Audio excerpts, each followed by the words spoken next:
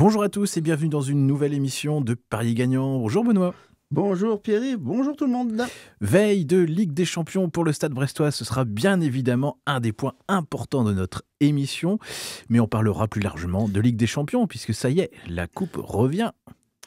Oui, la coupe aux grandes oreilles avec son lot peut-être de surprises. Mais oui, on y croit fort du côté de Brest. On n'est plus à une surprise près, donc pourquoi pas. Si près du but, pourquoi pas. Oui, pourquoi pas. Écoute, même si on en parlera, mais il faudrait potentiellement gagner les deux matchs pour être Exactement, dans le on top 8. en reparlera. Et puis au programme de votre émission, on vous parlera de tennis, de basket avec la NBA qui s'arrête à Paris, et on vous parlera aussi de hand féminin et de hand masculin. Paris Gagnant, c'est parti.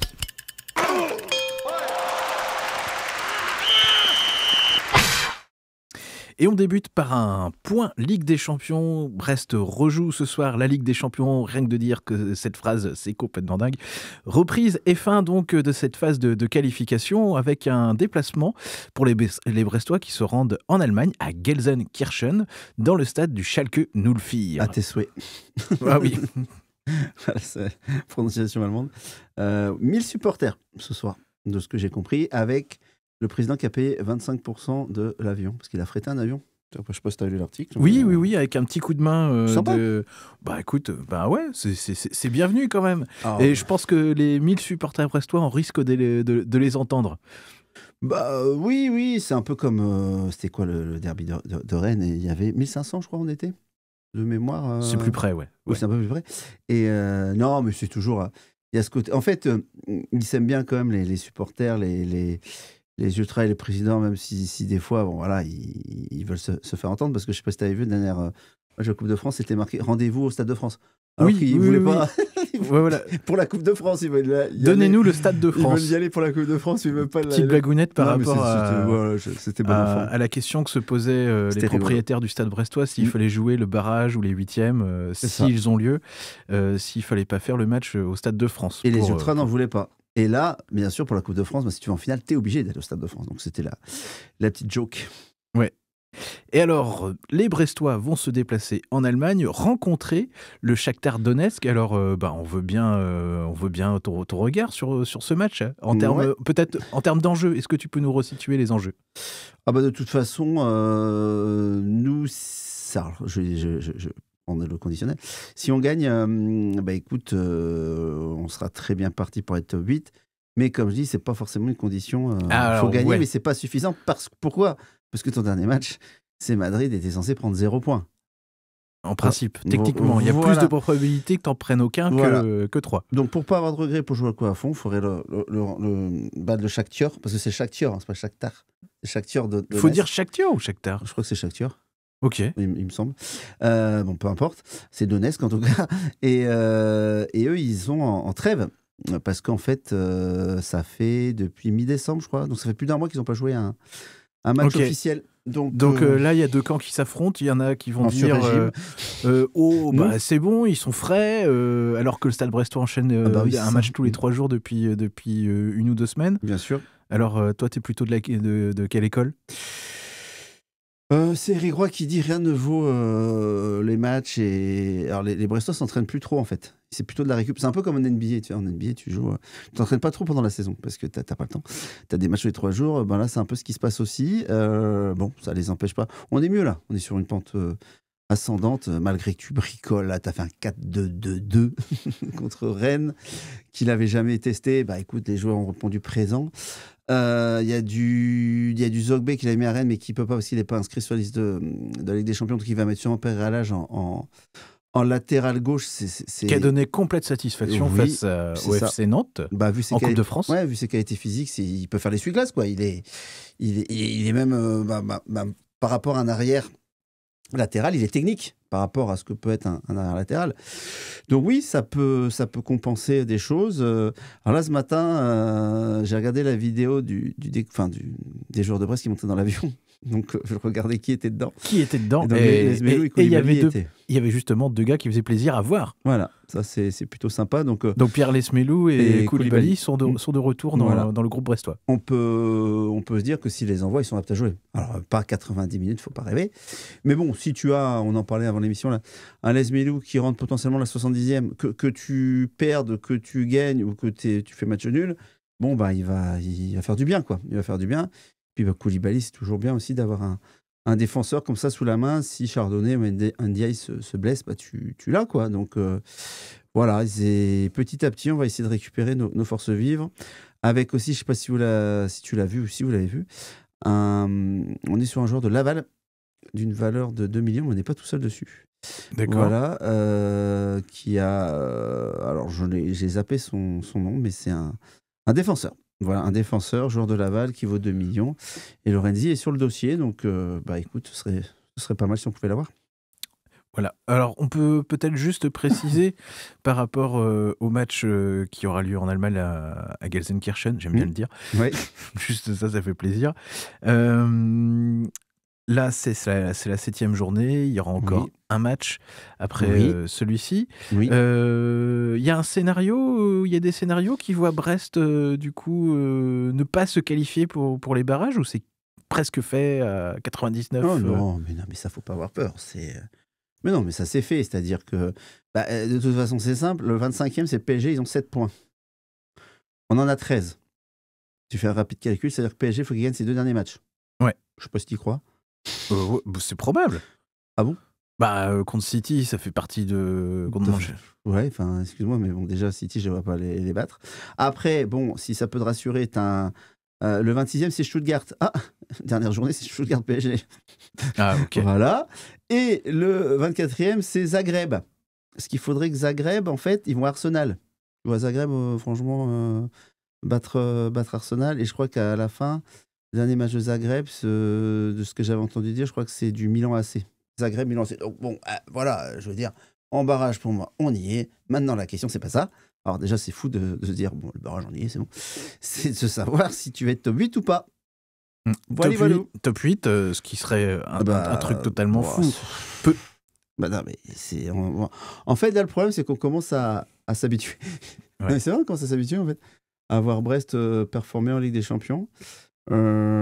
C'est quand même dingue, quoi, parce que là, t'es 7e, mais t'es 7e, le 3e, il a le même nombre de points que toi, c'est juste au goal average que ça change. Donc, c'est Arsenal. Pardon, qui est 3e. Non, c'est on parle de Brest et d'Arsenal en même temps, en train de jouer la même compétition. T'as l'Inter qui est devant nous, t'as Lille qui est derrière, juste derrière. Après, il y a énormément d'équipes à 13, 12, 11, 10 points. Donc, c'est pour ça que pour ça, le top 8, t'as tellement de... Mais déjà, pour pas avoir de regrets, mais déjà, rien que le dire, si tu bats le Shakhtar, voilà, t'as pas de regrets et t'as une finale contre le Real. T'as déjà ta première finale contre le Real. Ouais. Ce serait fou. Ouais. Ce serait dingue. Et toi, on anticipe un peu, hein, c'est la semaine prochaine, hein, Brest-Real, mais il y a quand même une possibilité de je sais pas. Le Real. Ouais. T'as déjà vu ce qui s'est passé à Barcelone. Tu prends 3-0. Tu voyais, il y avait une petite différence quand même. Ouais. Non, je sais pas, qu'est-ce que t'en penses? On n'a pas démérité, hein, mais il y avait une petite différence quand même. Donc là, faut pas rêver. Pour moi, ce serait un énorme exploit déjà de faire un nul. Ouais. Mais en plus, le Real, Mbappé commence à recarburer. Enfin, ils sont en tête de la Liga.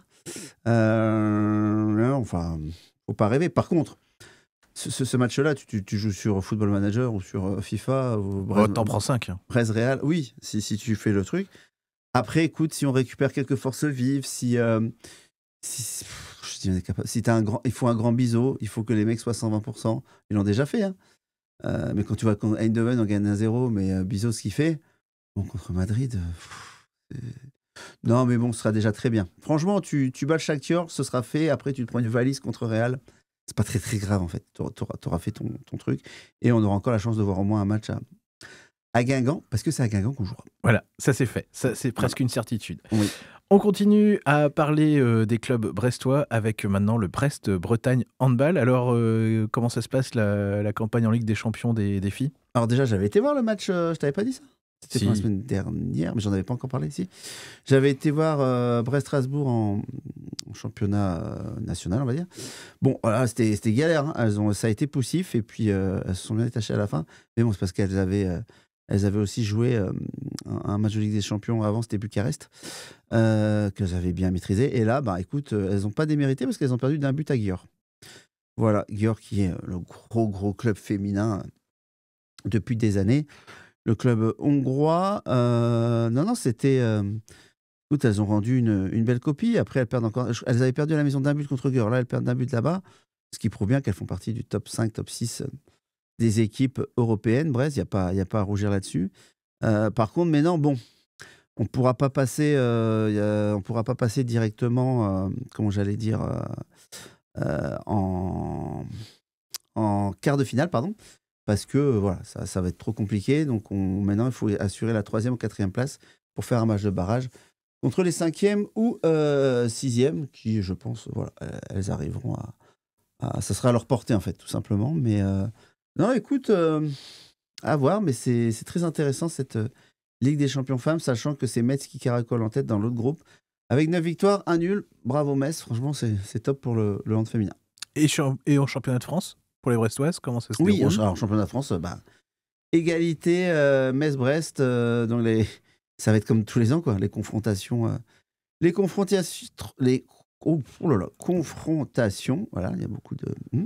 Ça va être ça. Et donc elles ont chacune 30 points, 10 victoires, 0 défaite. Donc écoute, on va attendre, ça va pas tarder. Là, c'est dans 3-4 semaines la première confrontation là. Et donc on a hâte de voir ça. Ce sera diffusé, je crois, sur beIN Sport, si je dis pas de bêtises.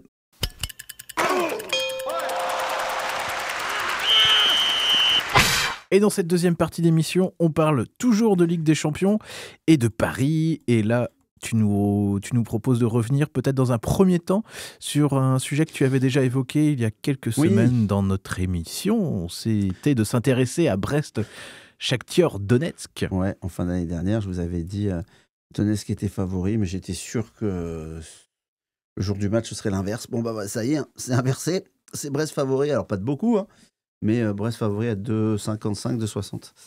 Voilà, à l'extérieur, les parieurs s'en sont rendus compte que Shakhtar n'avait pas joué depuis un mois, comme j'ai dit, et puis que Brest, mine de rien, ça gagne à Rennes, malgré qu'on ait plein de blessés, la dynamique est là. Donc voilà, et donc le Dronobet que potentiellement vous avez pu prendre à l'époque, il est valu par rapport déjà à ce qui est aujourd'hui, parce que si vous le prenez aujourd'hui, il sera moins haut.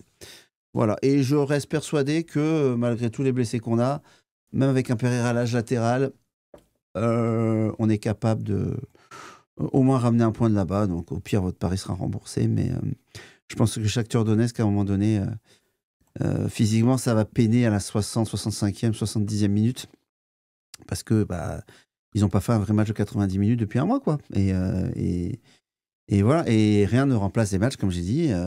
Et c'est parce que tu fais des entraînements, même des matchs amicaux, c'est pas la même chose, c'est pas la même intensité en fait. Donc voilà, j'étais plutôt content que ce que j'avais prédit se fasse. Alors, mais non, un match reste un match. Alors, il n'y a pas que le Stade Brestois dans la vie. On va s'intéresser aux autres affiches de cette 7e journée de Ligue des Champions. Alors, est-ce qu'il y a des matchs là-dedans où tu te serais aventuré à parier? Oui. J'imagine bien, c'est ça que tu me dis. C'est pas évident, parce que on n'a pas joué la Ligue des Champions, ça fait maintenant quoi? Un mois? Un peu plus, hein? Un peu plus d'un mois, pardon, excuse-moi. Un peu plus d'un mois, oui. Donc c'est difficile. C'est difficile. Si on avait eu déjà un match la semaine dernière, on aurait un peu pu jauger des trucs, mais PSG, Manchester City, franchement. Tu crois que PSG peut battre le Manchester City, là? Un Manchester City double chance, j'aurais bien aimé, ou un Dronobet. Mais bon, là, si PSG perd, j'ai envie que tous les clubs passent, quoi. Donc là, si PSG perd, c'est mort. Enfin, je vois pas comment ils vont réussir à raccrocher les wagons. Donc non, écoute, il y a pas. Je trouve que c'est plutôt sinon pas mal coté. Où il peut y avoir des surprises. Je sais pas trop. Il y a Eindhoven à Étoile Rouge de Belgrade, un 70, mais le 70, il est un peu bas pour faire quelque chose avec ça. T'as un Benfica-Barcelone, avec Barcelone à l'extérieur à 2-20. Alors, je sais pas si tu suis, mais bon, la forme de Barcelone, ils étaient en tête il y a quelques semaines, et maintenant ils sont troisième de Liga, donc ça baisse un petit peu. Hein. Sur les 4 derniers matchs de Liga, c'est 2 défaites, 2 nuls. Donc tu te poses un petit peu la question, mais bon, à Benfica, écoute, qui avait fait aussi un départ tonitruant en Ligue des Champions. Moi, il y a 2 matchs là qui me. Qui te titille, bah vas-y. Dortmund va à Bologne et Oui. Dortmund est à 2-20. Oui. Pas parce qu'en championnat, c'est pas terrible. C'est aussi pour ça en fait que Dortmund, là en ce moment, ça. Et Bologne, c'est pas ouf quand même en Ligue des Champions. En championnat, ça pas. Bah oui, mais bon. Dortmund en ce moment, ils sont 10e de Bundesliga avec 3 défaites d'affilée. Donc en fait, voilà, c'est les bookmakers cotent avec la forme du moment qui fait partie d'un des paramètres. Donc forcément, voilà. Après Bologne, alors je dois t'avouer que je pense qu'ils ne peuvent plus se qualifier pour la Ligue des Champions. Bon, un truc comme ça, ouais. Moi, je pense qu'ils sont pas à la ramasse. Mais ils sont 7e en Serie A, donc c'est pas non plus dégueulasse. Hein, d'accord, ils sont 7e en Serie A. Mais Bologne, là, oui, effectivement, est-ce que Bologne va mettre une équipe B? Tu vois, ou est-ce qu'ils vont vouloir gagner pour gagner un petit peu d'argent parce que c'est 2 millions, je crois, la victoire, on en avait parlé. C'est toujours pareil. Alors Dortmund, c'est sûr qu'ils sont un petit peu plus motivés parce qu'ils sont 9e. Ouais, effectivement, ça pourrait relancer Dortmund, vu qu'ils sont pas dans une bonne passe. Un Dronoben Dortmund, pourquoi pas? Mais je te dis, ils sont pas. Voilà, j'avais rien trouvé de flagrant. Et c'était quoi ton autre match? La Juve. Oui. Qui se déplace à Bruges. Ouais. Alors, c'est plus la Juve qu'on a connue, mais. Et le FC Bruges, ils sont potentiellement aussi en passe de se qualifier. C'est pas mauvais, Bruges. Non, mais c'est pour ça. Donc, c'est compliqué. Hein. C'est compliqué. Ils sont 19e, Bruges. La Juve, 14e. Il y a un point qui les sépare. Non, franchement, je te dis, c'est. Là-dessus, il n'y a rien qui. Alors, il y avait Brest, forcément, moi, qui m'intéressait, qui avait déjà été pris. Mais, ouais, là, PSG Manchester City. Je te dis, j'ai vraiment du mal quand je vois le niveau de jeu du PSG. Manchester City, ça va un peu mieux quand même. Ouais, à battre à Manchester City, double chance peut-être au Dronobet. Voilà, mais j'ai déjà pris Brest Dronobet, donc je ne vais pas m'amuser à prendre 15 000 trucs. Je vous dis, sur le football en plus. C'est le sport impondérable, donc voilà. Et il n'y a qu'à voir le classement de la Ligue des Champions. Où est Brest, où est Lille? Je vous rappelle que Lille a tapé l'Atlético et a tapé qui? Le Real? Le Real, ouais, à domicile, oui. Alors, au stade de Pierre-Mauroy. Voilà, donc à un moment donné, bon, on va peut-être pas mettre trop d'argent sur la Ligue des Champions, vu les surprises qu'il y a. Ouais, et même pas du côté. Alors, c'est un truc normalement qu'on évoque sur la Ligue des Champions chaque année, mais là peut-être qu'on le fait un peu moins. C'est le classement du meilleur buteur. Tu t'es penché un peu dessus cette année ou pas? Alors, il me semble que j'avais vu que c'était Kane, me semble. Alors, Haaland, Lewandowski, Kane. Haaland et Lewandowski à 4 et Kane à 6. Haaland, Lewandowski, Kane. Ouais, c'est pas évident ça. C'est pas évident. Haaland, Lewandowski, Kane. C'est quoi? Redis-moi les cotes. 4 et 6. 4 et 6, sachant que Lewandowski il a 7 buts, Kane il a 5 et Haaland. Sinon, t'as un Ludovic Ajorc à 500. C'est ça. Qui a la même cote qu'Ousmane Dembélé aussi. Bah, ce qui est fou, c'est que les 2 meilleurs buteurs de la Ligue des Champions, c'est des Barcelonais, hein, Lewandowski et Rafinha. Ouais, Rafinha à 13. Ouais. Oh, et Mbappé est à 17. Ouais. Il n'y a pas une petite value sur Mbappé à 17? Alors, mon problème, c'est que je ne sais pas en Ligue des Champions qui tire les pénaux. C'est Vinicius ou c'est Mbappé? Si tu dis que c'est Mbappé, je pense qu'il y a un petit truc à faire. Si c'est Vinicius, j'y touche pas. Ok. Ouais, mais vu que je ne sais pas, parce que Mbappé, il avait loupé des pénaux. Et je crois que ça a changé et que maintenant, c'est Vinicius qui a repris le lead là-dessus. Donc, ouais. À 17, il est Mbappé, Ouais. sachant qu'il a que 2 buts. Il a 2 buts. Après, ils se disent que potentiellement à Brest, il peut nous en coller 3. Non, je sais pas comment il est chaud. Hein, je sais pas comment ils réagissent, mais bon, on se rappelle de quelques confrontations un peu houleuses. Ouais, chez nous. Mais non, là, franchement, très très compliqué à dire. J'en sais rien. J'en sais rien. Il y a le Gyökeres, là, que j'entends parler partout, le mec du Sporting. Bon, il y a 5 buts. Grisou, Saka est blessé, je crois, David, Vlahovic, Alvarez. Ouais, non, franchement, là-dessus, alors si vous voulez parier là-dessus, comme je vous ai dit, faites de la technique d'où vous en prenez un, et vous en prenez un deuxième.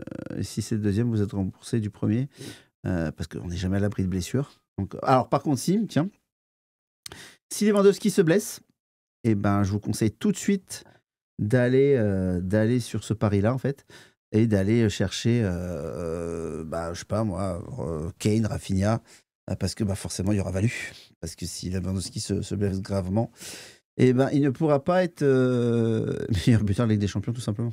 Voilà. Donc, tout ça aussi, quand vous regardez un match, si vous voyez une grosse blessure qui se passe d'une star, comme Lewandowski, sachez qu'il y a des répercussions sur les paris, donc dépêchez-vous d'aller. Les bookmakers aujourd'hui sont assez réactifs et ils fermeront le pari à un moment donné. Parfait. Eh bien, merci beaucoup, Benoît. On enchaîne, on clôt peut-être cette partie de Ligue des Champions avec 2 sports qui vont nous intéresser, le tennis et la NBA. On commence par un petit mot de tennis. Et tu voulais nous parler de Gaël Monfils, pour qui 38 ans. Le petit périple en Australie, c'est plutôt pas mal passé quand même. Pour la famille Monfils. Parce que c'est fou, parce que le même jour, Svitolina, sa femme, parce que j'en avais déjà parlé, et donc mon fils ont battu top 4 mondial. Donc, bonne journée. C'est top ça. C'était top ça, franchement. J'ai adoré. Et c'est marrant parce que j'en parlais l'autre jour, et je vous en parlais l'autre jour, donc j'adore cette histoire. Alors, il a failli, il a craqué, hein, mon fils, il a dû abandonner sur. Son corps l'a lâché, mais 7-6-6. C'était quoi 7-6-6, 7-7-6, et il a lâché. C'était un combat de malade contre Shelton, qui est un jeune qui a une bonne patate en service, comme on dit. Non, c'était incroyable. J'ai vu quelques points. Je n'ai pas vu tout voir parce que déjà c'était tôt le matin, mais c'était assez incroyable et content. Donc il a gagné un tournoi. Donc c'est quoi, Auckland, Nouvelle-Zélande, je crois. Et là, il a fait quand même un 8e. C'est 8e, hein, tu m'arrêtes si je me trompe. Oui. Pas en Australie. Donc non, c'est bien, très très bien pour lui. Il était content, mais comme il dit, c'est pas un surhomme. Et puis voilà quoi, son corps a lâché. Et madame, de mémoire, elle est toujours dans le tournoi. Donc je crois qu'elle va jouer. Elle va jouer cette nuit, me semble, je crois. Donc on sait qui va aller l'encourager. Mais non, j'adore ces histoires-là.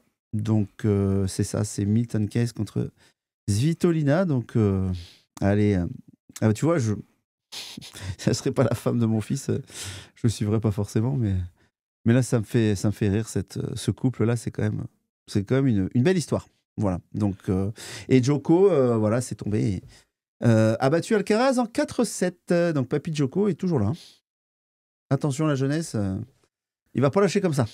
Ouais, et on va continuer cette émission en faisant un petit point NBA. Ça va être l'occasion de suivre des matchs de NBA en France commentés par George Eddy. Je ne sais pas si c'est le truc qui me fait le plus plaisir de voir Mr. George commenter Wembanyama en direct sur Canal à 1 heure de grande écoute. Il a baigné mon adolescence, hein, quand je regardais effectivement la NBA sur Canal.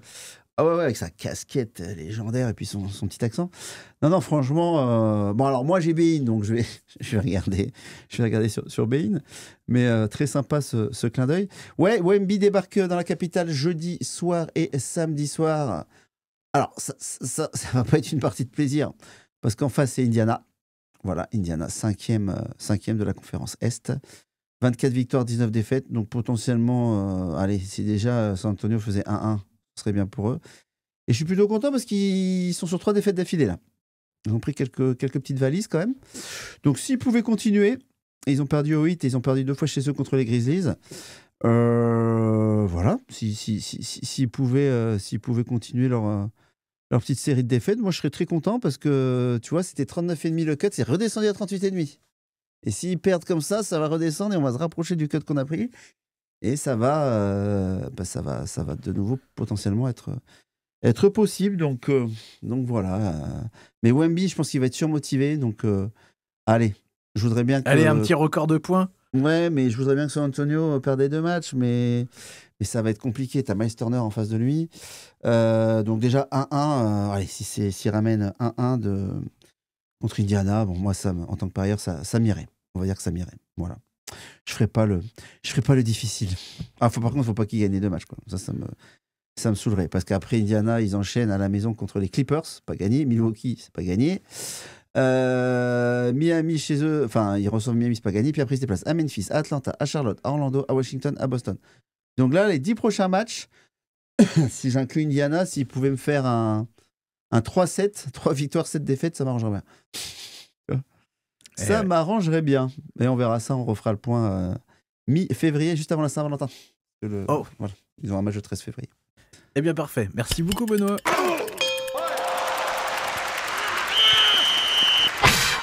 Et voilà, parier gagnant pour cette semaine, c'est terminé. On se donne rendez-vous la semaine prochaine, Benoît, où nous aurons encore de la Ligue des Champions au programme. Eh ben, on verra ce qui s'est passé. Oui. Pour Brest, hein. Ah, oui, et on va être dans les starting blocks. Ah bah là, moi, Tu vas voir le Real, Benoît. Ah bah oui.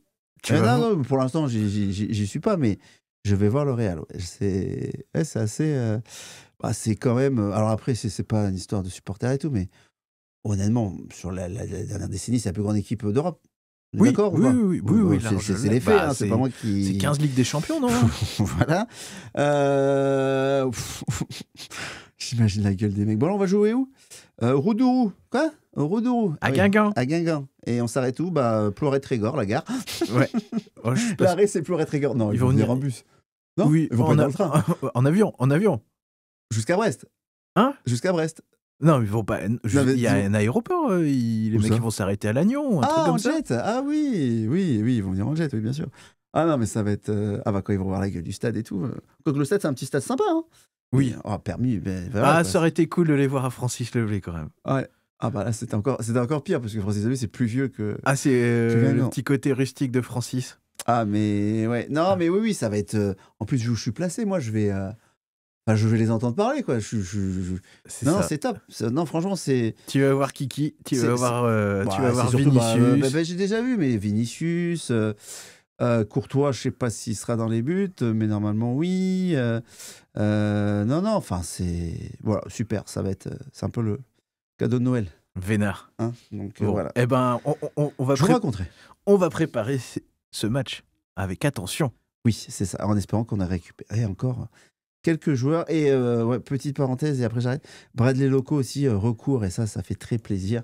Parce que Brest, avec Bradley ou sans, pas besoin de faire un mercato si tu récupères tous tes joueurs. Ah bah tu mets Bradley Loco et Les Melou à 100%, c'est les 2 joueurs du 11 type de l'année dernière de la Ligue 1. Ouais. Plus les renforts qu'on a eu cet été qu'on aussi. n'a pas et qu'on réussit à faire ce qu'on est en train de faire. Donc j'imagine même pas si on les avait. Hein. Bref, donc ça annonce potentiellement une fin de saison assez palpitante. Ouais. Voilà. Et on s'est replacé aussi au classement. On est à 4 points de la Coupe d'Europe. Voilà. Qu'est-ce qu'on vit, hein? Oh là là, ça fait plaisir. Profitons. Allez, à la semaine prochaine. Salut tout le monde. Bye bye.